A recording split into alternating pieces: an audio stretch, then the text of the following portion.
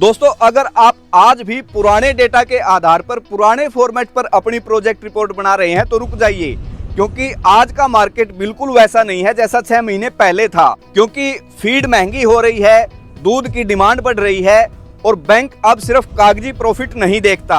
अगर आपने बदलते टाइम के अकॉर्डिंग अपनी प्लानिंग अपडेट नहीं करी तो बैंक से लोन मिलना भी मुश्किल होगा और मुनाफा बचाना भी। तो आज की इस वीडियो में मैं आपको बताऊंगा कि आज के मार्केट ट्रेंड्स के according bankable dairy project reports कैसे बनती हैं।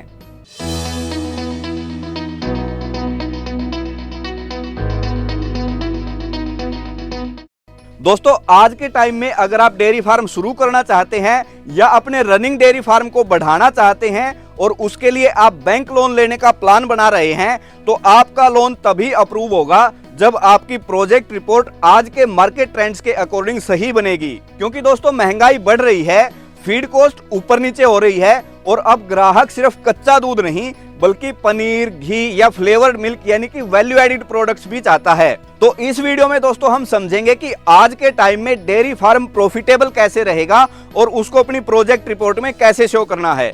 आज की वीडियो में दोस्तों हम 4 बड़े पॉइंट्स पर बात करेंगे। नंबर 1, दूध के रेट्स और महंगाई का असर। नंबर 2, सोयाबीन और मक्का जैसे फीड के बदलते रेट्स। नंबर 3, पीएमईजीपी या नाबार्ड या फिर किसी भी डेयरी लोन स्कीम के लिए सही प्रोजेक्ट रिपोर्ट कैसे बनाते हैं। और नंबर 4, मिल्क प्रोडक्शन और प्रॉफिट कैसे बढ़ाएं। लेकिन आगे बढ़ने से पहले दोस्तों एक बार कमेंट करके आप जरूर बताइए कि आप कितने पशुओं से डेयरी फार्म शुरू करने की या फिर डेयरी फार्म बढ़ाने की सोच रहे हैं। और अगर आपको समझ नहीं आ रहा है कि कौन सी स्कीम में अप्लाई करना चाहिए तो मैं पर्सनली आपके कमेंट को रिप्लाई करूंगा और आपके प्रोजेक्ट के अकॉर्डिंग आपको सूटेबल स्कीम सजेस्ट करूंगा। अब पहले ये समझ लेते हैं कि मार्केट बदल कैसे रहा है ताकि आपको प्रोजेक्ट रिपोर्ट बनाते टाइम डेटा कैलकुलेट करने में आसानी हो। देखिए, पहले सिर्फ दूध बेचकर काम चल जाता था दोस्तों, लेकिन आज के टाइम वैल्यू एडिड प्रोडक्ट्स की डिमांड भी बढ़ रही है, जैसे कि पनीर, घी, दही, फ्लेवर्ड मिल्क या फिर A2 मिल्क। अब अगर आप अपनी प्रोजेक्ट रिपोर्ट में सिर्फ मिल्क सेल दिखाते हैं तो बैंक प्रॉफिट कम मानता है। दूसरी बात, कुछ राज्यों में एक्सपोर्ट और प्राइवेट डेयरी डिमांड्स बढ़ रही हैं, जिसका मार्केट कॉन्ट्रैक्ट स्ट्रॉन्ग है उसका फ्यूचर भी स्ट्रॉन्ग है।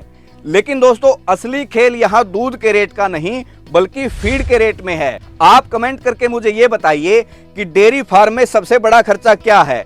ज्यादातर लोगों का कमेंट होगा फीड कॉस्ट। दोस्तों, दूध के रेट में अगर 2-3 रुपए भी ऊपर नीचे होता है तो चल जाता है, लेकिन फीड कॉस्ट अगर 3-4 रुपए भी बढ़ गया तो आपका पूरा प्रॉफिट हिल जाता है। और क्लाइमेट चेंज की वजह से सोयाबीन, मक्का, चना जैसे इन सभी फीड्स के रेट में उतार चढ़ाव रहता है। इसलिए मेरी सलाह है कि अपनी रिपोर्ट में 5 से 10% की फीड बढ़ोतरी मानकर चले।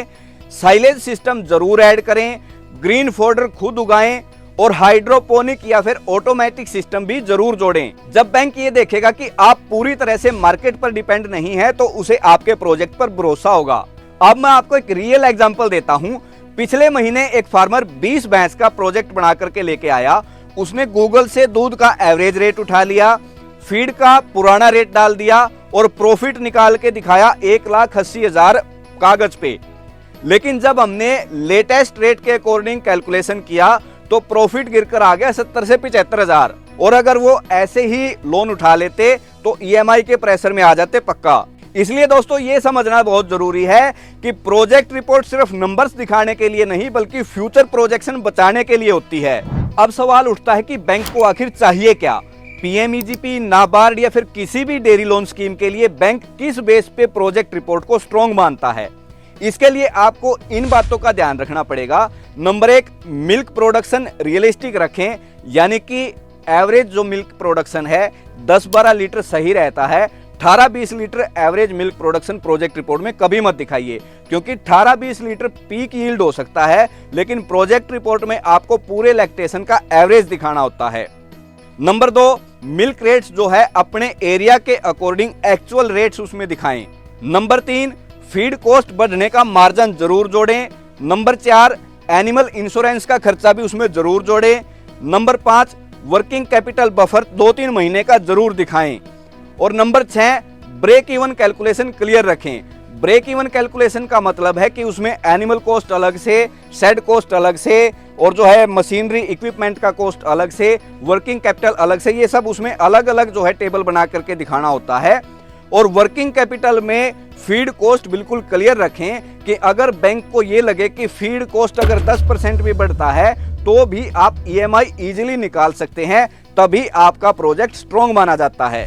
अब दोस्तों मान लीजिए लोन हो गया, तो अब सवाल ये रहता है कि प्रॉफिट कैसे बढ़ेगा। प्रॉफिट बढ़ाने के लिए आपको ये कुछ एक्सरसाइज जरूर करनी पड़ेगी दोस्तों। इसके लिए आपको सबसे पहले आपके फार्म पर मिल्क प्रोडक्शन वाले जो एनिमल हैं उनका आपको मिल्क रिकॉर्ड जरूर रखना पड़ेगा। जो पशु कम दूध दे रहे हैं उनकी पहचान करनी पड़ेगी और उनको अलग निकालना पड़ेगा। समय पे पशु का गर्भाधान होना चाहिए, यानी कि आपको पशु से हर साल एक बच्चा जरूर मिलना चाहिए। इसके लिए दोस्तों आपको अपने पशु के फीड में मिनरल मिक्सचर ऐड करके जरूर देना चाहिए। अगर आप मिनरल मिक्सचर पशु के फीड में ऐड करके देते हैं तो आपका पशु समय पे हीट में आएगा, समय पे गर्भाधान होगा और हर साल आप अपने पशु से एक बच्चा जरूर ले सकते हैं। बीमारियों की रोकथाम पे आपको विशेष ध्यान देना होगा दोस्तों। इसके लिए आपको टाइम टू टाइम अपने पशु की वैक्सीनेशन करवानी है और डिवर्मिंग भी आपको जरूर करवानी है टाइम टू टाइम। साफ सफाई का और पीने के पानी का भी आपको विशेष प्रबंध रखना पड़ेगा। ये सारी बातें दोस्तों अगर आप ध्यान रखते हैं तो निश्चित तौर पे आप अपने फार्म पे अच्छा प्रोडक्शन ले सकते हैं और अच्छे तरीके से प्रोडक्शन बढ़ा सकते हैं। और एक सबसे बड़ी बात दोस्तों, गोबर को वेस्ट बिल्कुल मत समझिए, क्योंकि ऑर्गेनिक खाद, वर्मी कंपोस्ट, बायोगैस, ये सब एक एक्स्ट्रा इनकम सोर्स आपके फार्म पे बन सकता है, क्योंकि आज के टाइम में डाइवर्सिफिकेशन ही सेफ्टी है दोस्तों। और इसमें एक और छोटी सी बात ऐड करना भूल गया दोस्तों कि एक टाइम ऐसा आएगा जब आपका दूध का सप्लाई बढ़ जाएगा, तो अगर आपने कंटीजेंसी फंड नहीं रखा तो आपका पूरा कैश फ्लो डिस्टर्ब हो जाएगा। इसलिए कम से कम 3 महीने का रिजर्व जरूर रखें। अगर आप स्टार्टिंग से ही प्लानिंग के अकॉर्डिंग चलेंगे तो आप सेफली अपना प्रॉफिट और ईएमआई का खर्चा आराम से निकाल सकते हैं, यानी कि planning is equal to safety. दोस्तों आने वाला साल खतरे का साल नहीं बल्कि तैयारी का साल है। अगर आपकी प्रोजेक्ट प्लानिंग सही है तो डेयरी आज भी सबसे मजबूत बिजनेस है। अगर आप चाहते हैं कि लेटेस्ट मार्केट ट्रेंड्स के अकॉर्डिंग एक सैंपल प्रोजेक्ट रिपोर्ट बनाकर समझाऊं तो कमेंट में लिखिए लेटेस्ट डीपीआर। और अगर आप सीरियसली इस बिजनेस में आना चाहते हैं और एक professional bankable dairy project report बनवाना चाहते हैं तो स्क्रीन पर दिए गए हमारे व्हाट्सएप नंबर पे कांटेक्ट कर सकते हैं, या फिर दोस्तों इसके लिए आप हमारे चैनल को ज्वाइन करके हमारी मेंबरशिप ले सकते हैं, क्योंकि मेंबर्स के लिए डेयरी प्रोजेक्ट रिपोर्ट बिल्कुल फ्री बनाई जाती है। सब्सक्राइब करने के बाद नीचे जो आपको एक ब्लू कलर का ज्वाइन का बटन मिलेगा, वो बटन क्लिक करके आप जो है मेंबरशिप ले सकते हैं। मेंबरशिप लेने के बाद उसका स्क्रीनशॉट लेकर के दिए गए जो व्हाट्सएप नंबर स्क्रीन पर चल रहा है, इस व्हाट्सएप नंबर पे आप वो मेंबरशिप का स्क्रीनशॉट भेज देंगे कि प्रोजेक्ट प्लानिंग आपसे पूछ ली जाएगी। व्हाट्सएप पे आपकी प्रोजेक्ट डिटेल्स लेकर के आपसे डिस्कशन करके और आपके प्रोजेक्ट के अकॉर्डिंग एक professional bankable dairy project report बनाकर आपको एक ही दिन में बना करके दे दी जाती है। तो आज की वीडियो में दी गई जानकारी दोस्तों अगर आपको पसंद आई हो तो वीडियो को लाइक जरूर करें, अपने पशुपालक मित्रों के साथ शेयर करें और हमारे channel livestock advisor and dairy consultant को सब्सक्राइब जरूर करें। तो आज की वीडियो में दोस्तों इतना ही, मिलते हैं अगली वीडियो में। तब तक के लिए राम राम, जय किसान, जय पशुपालन।